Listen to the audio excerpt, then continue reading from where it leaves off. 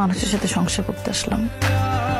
ভাইয়ার একটা মেয়ের সাথে রিলেশন ছিল, সেরিন নামের একটা মেয়ে ভাইয়া অনেক ভালোবাসতো। তারপর জেরিনের বিয়ে হয়ে গেছে, তোমার ভাইয়া দেবদাস হয়ে গেছে, তাই না?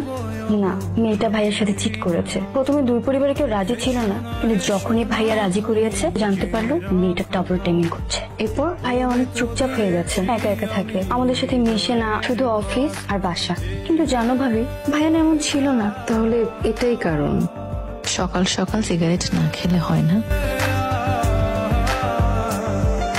চাঁদেরও আলো দিয়ে দিয়া কোথায় বাবা? কানি দেখবো বেওনা কলা চা খুব কাছে রাখবো। না না এভাবে ভাই পাঠিয়েছে করুণা করুণ লাজটুকু কেড়ে নিলে হবে যে মরণ। সইতে পারবো না হারানোর ব্যথা বলে তো দিয়েছে। একদম খালি খালি লাগছে, তো ভাবলাম আজকে ওকে আমি নিয়ে যাব। কথা মেয়ে বিয়ে দিছে, মেয়ে নিয়ে যাচ্ছে। 7 দিনই তো।